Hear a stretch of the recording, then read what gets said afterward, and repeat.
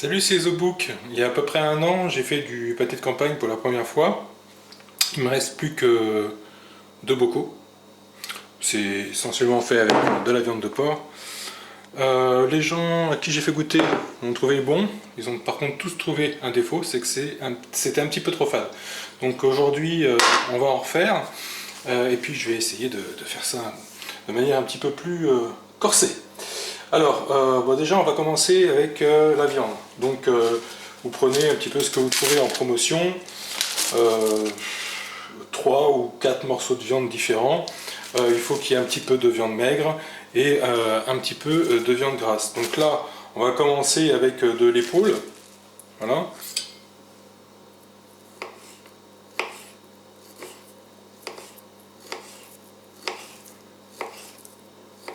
Évidemment, on se lave bien les mains.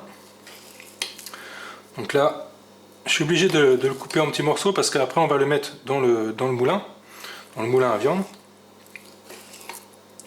Voilà. Donc on voit qu'il n'y a vraiment pas de gras là-dedans. Mais pour faire du bon pâté, il faut du gras. Un petit tendon.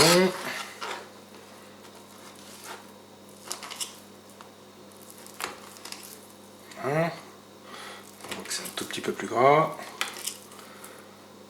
Voilà. Ah, là, il y a de la couenne. Je vais enlever la couenne quand même. La couenne, c'est vraiment une matière un petit peu trop dure, ça va être dégueulasse. Donc je vais enlever la couenne. Et garder le gras.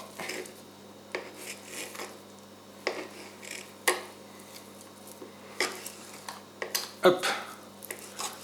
Ça sera pour le chat. Voilà. Allez, on continue.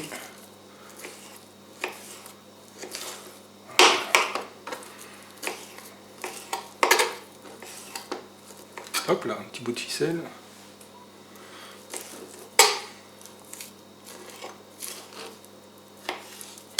Hop. Pas de gâchis. Ça, voilà. Alors, tac, maintenant, on met ça là.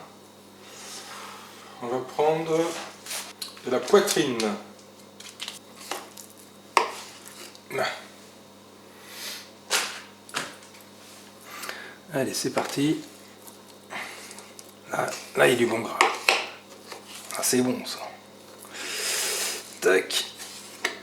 Allez.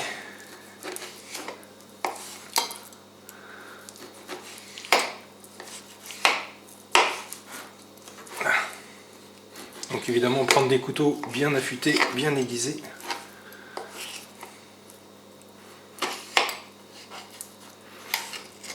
La marque que j'utilise, c'est la marque Dake. C'est chinois, c'est un très bon rapport qualité-prix. Au niveau de l'acier, c'est du X50 CR15. Donc, ceux qui connaissent un petit peu l'acier apprécieront. Tac. Ah, c'est un petit peu dur ça quand même. Le chat. Hop. Donc là, on coupe en plus petits morceaux. Si c'est trop gros, après ça coince dans le moulin. De toute façon, tout ça, ça va fondre à la cuisson. Hop. Condition de faire cuire assez longtemps. Pareil, encore une chose que j'avais mal faite la première fois, l'année dernière, c'est que j'avais pas fait cuire assez longtemps. Donc c'est à la fois un petit peu trop fade et pas assez cuit. Alors les gens parfois, par politesse, ils vous disent que c'est bon, mais bon, on sait très bien qu'on peut mieux faire. Hop. Donc ça, voilà. Tac. Donc qu'est-ce qu'on va mettre? Une des choses principales pour faire du pâté, c'est du foie. Donc du foie, c'est vraiment primordial.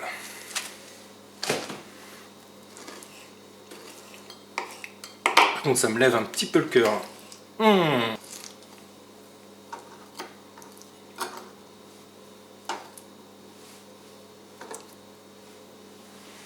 Voilà, donc là on n'a que de la viande de porc. Le persil.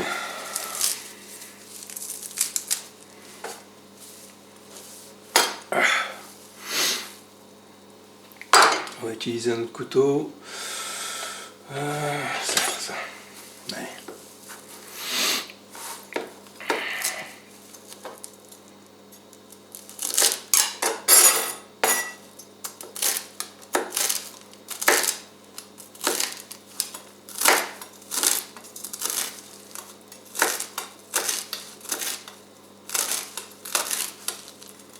Bien sûr, certains utiliseront des mixeurs. Moi j'aime bien couper les trucs avec des couteaux. Le mixeur c'est électrique, ça m'intéresse pas. Un couteau c'est juste de l'huile de coude. Voilà, on y passe juste un tout petit peu plus de temps, mais ça fait exactement le même boulot.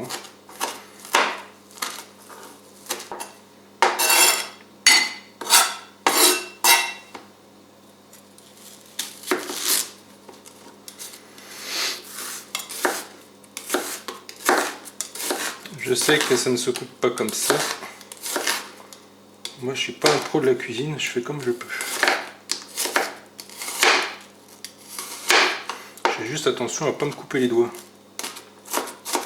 Voilà, de toute façon tout ça, ça va passer à l'intérieur du moulin. En même temps que je mettrai la viande. Ça va bien tout écraser.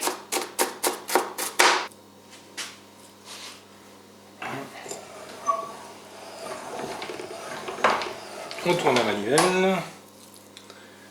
C'est parti mon kiki.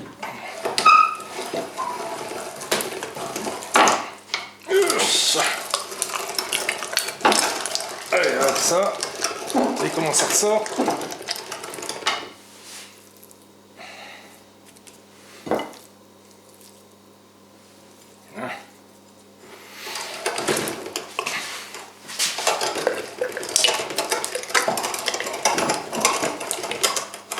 Le moulin à viande, j'ai dû le prendre il y a au moins 10 ans.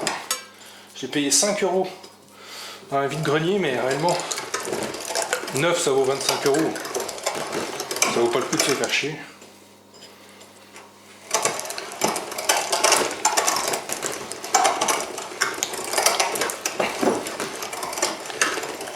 Si c'est juste pour essayer une fois, voir si ça plaît, c'est très bien.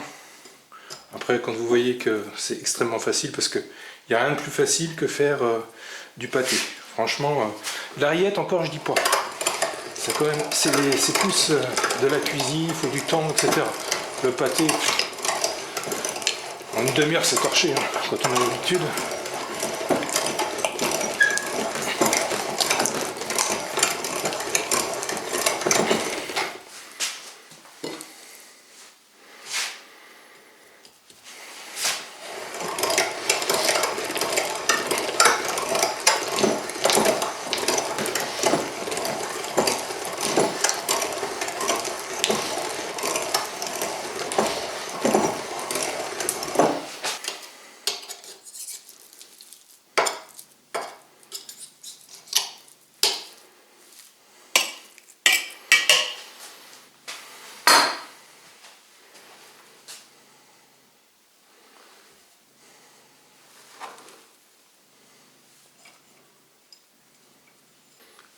Je vais mettre aussi un petit peu de piment d'Espelette du jardin que j'ai fait sécher là. On va éviter de mettre des graines.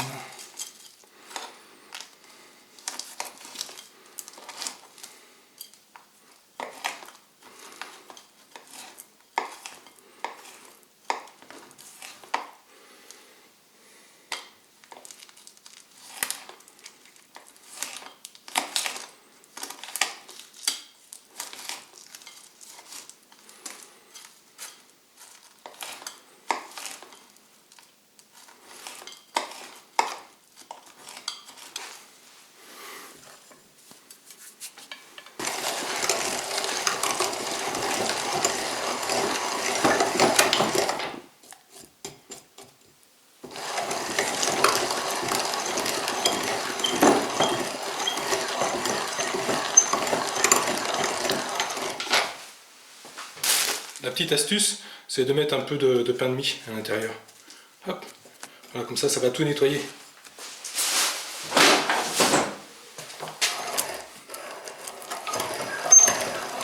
Attention les doigts, hein.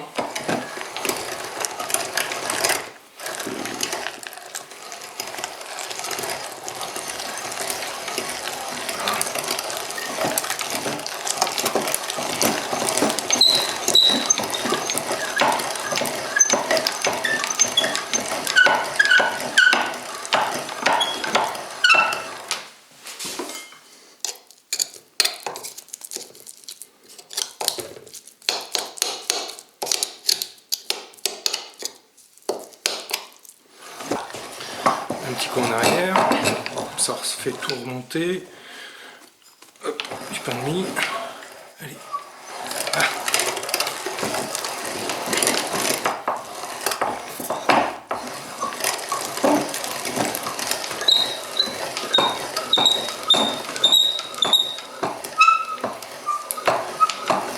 Ah, c'est à l'ancienne, hein. Là, on est pile dans le pecno dégénéré, hein. On est dedans, on est dedans. Étape suivante, on mélange. Voilà. Tac.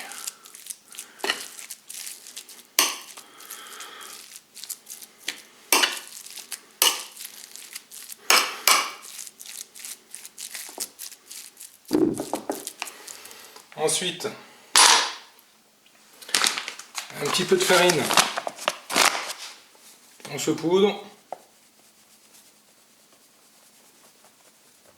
Pas de trop. C'est à la louche, hein. Ensuite, du Porto. Un petit Porto rouge. Un Porto, ça fait du 19 degrés. Là, ça ira. Ensuite, du sel. Alors le sel, attends. Le sel, par contre, faut y aller.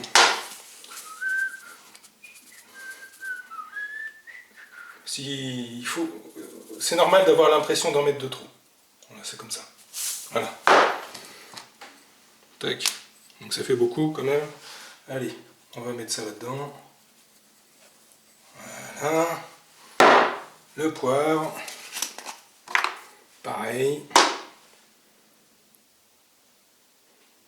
T'as l'impression d'en mettre de trop, c'est la même chose. Voilà. Donc on va mettre toujours un peu de piment d'Espelette. Voilà. Un petit peu de poivre vert. Allez, vas-y, prends ça. Ça c'est quoi? Un peu de coriandre.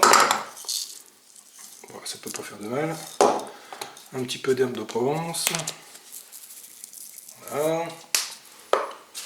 Et puis ça c'est du thym. Voilà.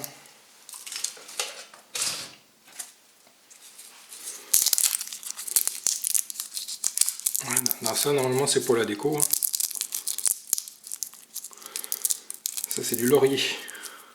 C'est très parfumé, c'est délicieux. Ça sent très très bon. Donc on a mis le sel, on a mis le poivre, on a mis le piment, on a mis les herbes. On a mis l'alcool, on a mis la farine. Il n'y a plus qu'à brasser. Voilà. Donc l'idéal c'est de le faire quand même dans une sorte de saladier, hein, pour faire une bonne mixture. Donc je vais mélanger tout ça et puis je vous reprends juste après. Et on va pas s'embêter. Hein. Pas de chichi entre nous. Hein. Hop. Là. Tac.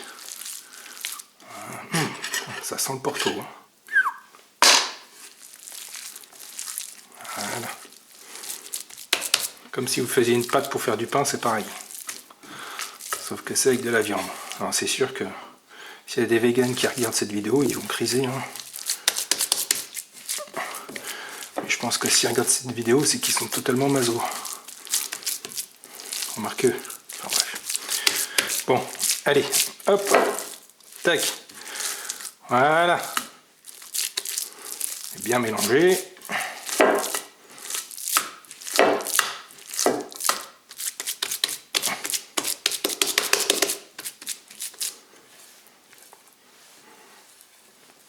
Voilà, la farce est prête.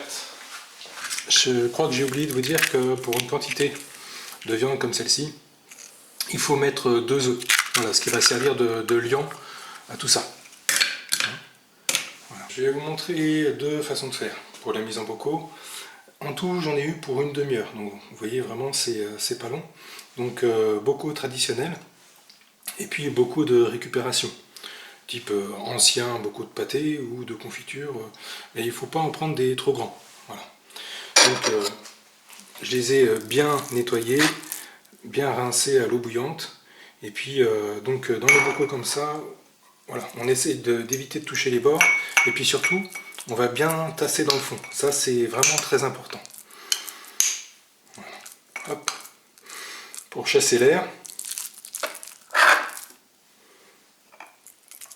Voilà.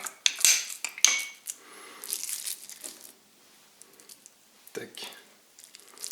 Allez. Ça va réduire. Mais il ne faut pas en mettre sur le rebord. Il ne faut pas le remplir à ras-bord. Hein. Voilà. Bien chasser l'air. Voilà. Voilà. Donc, allez, hop. Voilà. Tac. Voilà. On va faire petit à petit. Toujours beaucoup se laver les mains. Tout le temps. Voilà. Cette fois-ci, j'ai pas mis de champignons, parce que le mieux est l'ennemi du bien. Et du coup, moi, je préfère faire vraiment au plus simple. Vraiment chercher la simplicité là-dedans. Pas que ce soit une corvée. Vous voyez, j'ai bien désinfecté à l'eau bouillante. On va mettre le joint ici.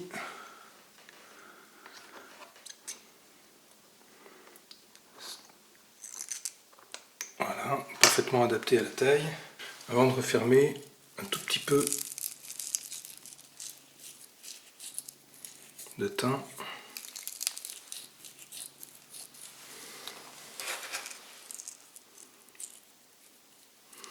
Et puis, absolument,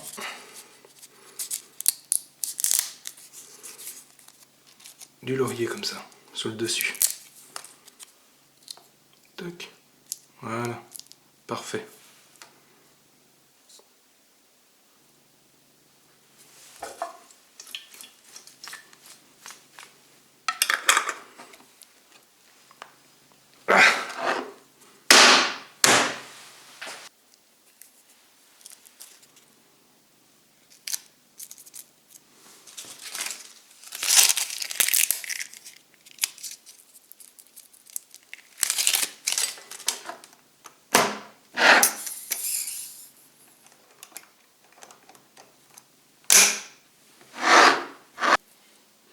Donc voilà à quoi ça ressemble. Vous voyez qu'on voit qu'il n'y a pas trop d'air, il n'y a pas d'espace vide. Voilà. Un petit peu ici dans le fond. Là c'est vraiment bien rempli. Toc. Bon, je vais le cuire dans cette position évidemment, mais après pour le stocker, je mettrai la tête en bas. J'ai décidé donc de ne pas me servir d'électricité à aucune des étapes pour la confection de ce pâté. Donc je me suis servi du gaz. Du coup avec le volume d'eau, ça a mis 1 heure avant de se mettre à bouillir. Là je viens de mesurer avec un thermomètre électronique, on est à 98 degrés, donc quasiment à 100. Donc je mets maintenant à feu doux pour simplement maintenir la température. Donc ça va durer toute la soirée. Pendant que ça cuit, on va faire du pain, parce que du pâté, ça se mange avec du pain. Un pain maison, farine, sel, levure, eau. Voilà. Ce qui est accroché au plafond, Eh bien, c'est de la viande séchée qui est pendue depuis un mois. Donc, écoutez, je pense que c'est l'occasion de regarder un petit peu ce que ça va donner. Ah. Donc, on va ouvrir tout ça. Je n'ai pas du tout la moindre idée de ce que ça va donner.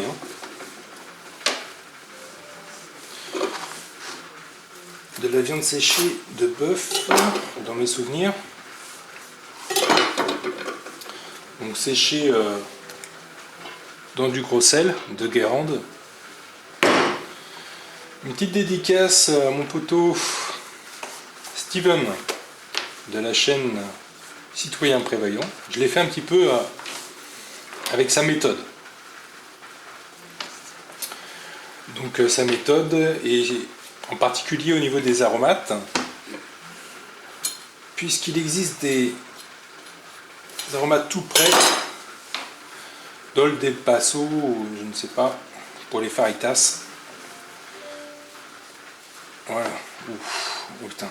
Là je prends un risque parce que vraiment je ne l'ai pas ouvert, je ne sais pas du tout ce que ça va donner. Si ça se trouve c'est complètement moisi, puisque je ne l'ai pas mis au frigo, simplement accroché au plafond.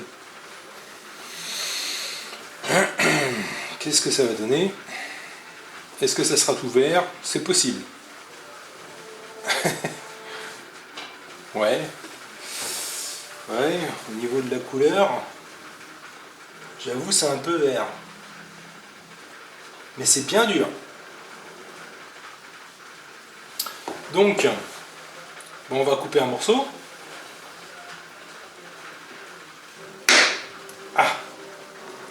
Ah oui, c'est bien noir.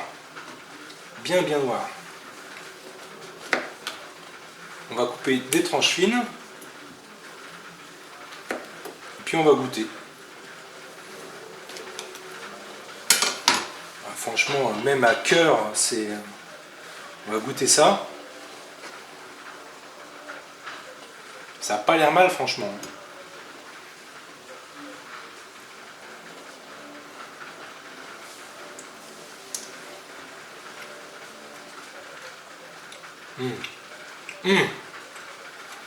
Ah oui, d'accord. Waouh. C'est un peu salé. C'est très épicé. Waouh. On dirait des chips à la viande. Waouh. Pourtant j'ai bien rincé. J'ai bien rincé à l'eau. Mais c'est vraiment très salé. Ouh, lion.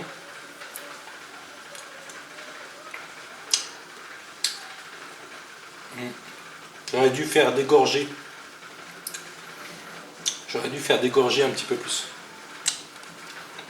Bon, honnêtement, c'est trop salé. C'est un bon aspect, mais waouh!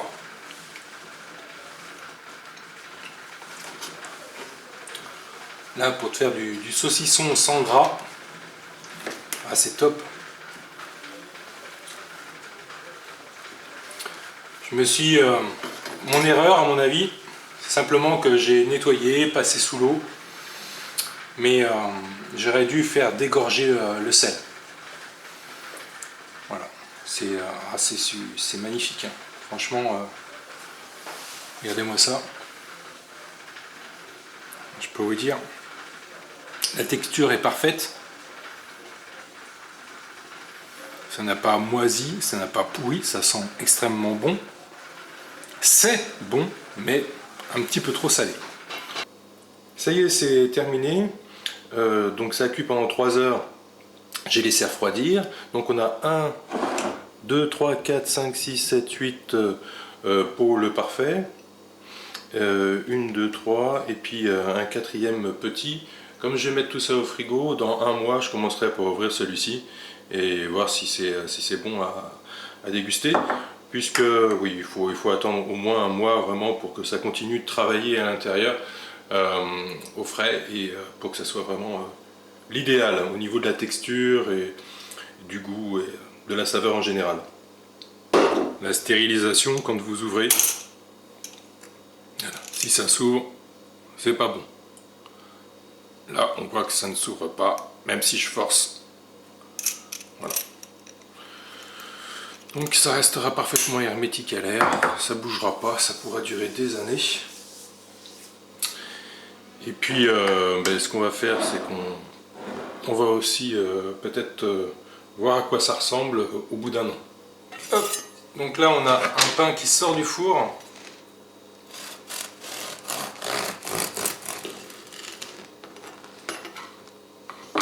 Voilà. Donc, on va se faire une petite tartine.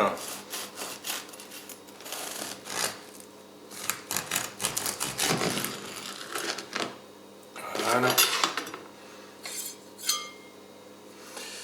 Alors, donc ça, c'est un pâté donc qui a environ un an. On tire sur le joint pour faire entrer l'air. Là, c'est bon. Tac. Voilà. Donc là, on a les feuilles de laurier. Tac. Et on va s'en couper une petite tranche.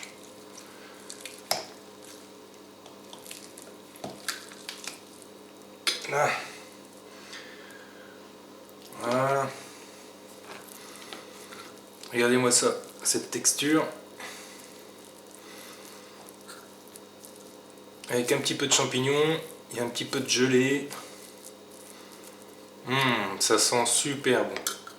Celui-ci, je l'avais fait à l'époque avec de l'Armagnac et on sent encore, un an après, une bonne odeur d'Armagnac. Alors, hop, c'est d'actualité.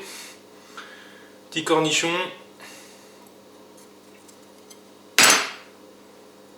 Voilà.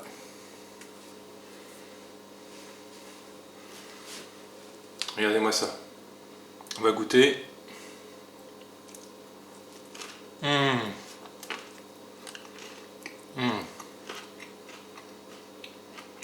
C'est fantastique. C'est... Franchement, même les meilleures terrines de campagne qu'on trouve en grande surface, ça n'a rien à voir.